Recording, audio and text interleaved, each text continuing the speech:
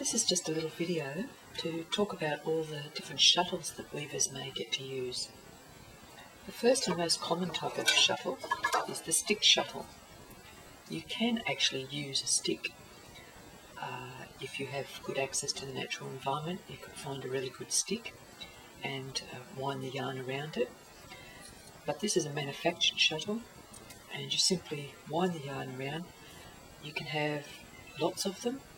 That's the advantage of them, so you can use lots of different wefts in your weaving, and they're always just handy to have. They also come in many different sizes, which is great. Sort of medium size, a huge size, or a lovely teeny size for doing maybe brocade work.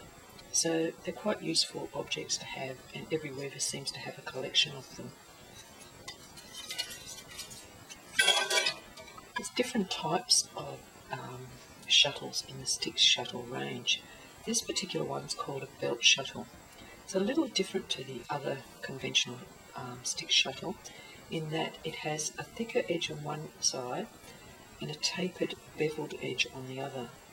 So it's fantastic for weaving on perhaps the inkle loom or anywhere where there's narrow bands where you need to physically beat down the warp with the shuttle itself rather than a beater.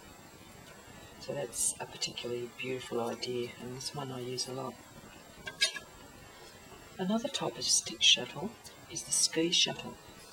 Now this shuttle rather looks like a ski at the bottom, so it will glide through your warp threads.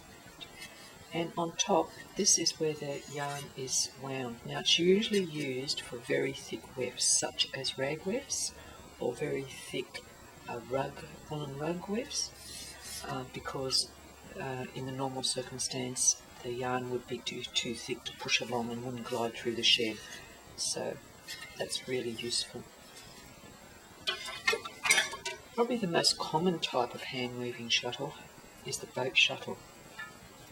This is a very nice one from Glamacra, and it's useful to have several of these as a base amount, maybe 3, because with these you can then weave multiple colours across the warp quite easily, and because if they're all the same you don't have to worry about a change in patterning on your hands. So I have several of these.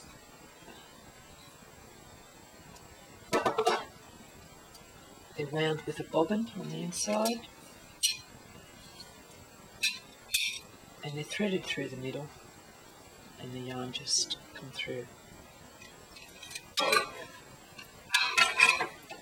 This is another type of boat shuttle, and you'll see that it's open here, so it hasn't actually got a bottom. So it's a boat shuttle without a bottom. It also has rollers, which might be quite useful. It's not one that appeals to my aesthetic particularly, but it is a useful and quite commonly used boat shuttle. Now this is a boat shuttle you don't see too often. It's a boat shuttle for 2 bobbins. So 2 bobbins could actually fit in here.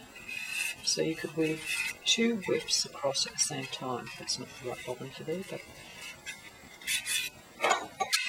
so you would have 2 bobbins weaving either 2 different colours at the same time or just doubling up on the weft. So that's a terrific and very handy shuttle. The most sophisticated type of shuttles are the shuttles that go in the larger looms that have fly shuttles on them. And it is run by pern rather than a bobbin. This just screws off.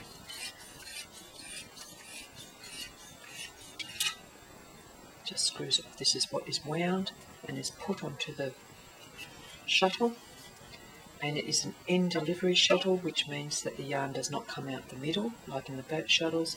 It comes out at the end, and it winds off in a much more organised manner. So it's perfect for the fly shuttle. They're usually weighted. These ones are weighted with metal tips to give it that push, and that is probably the most sophisticated type of shuttle.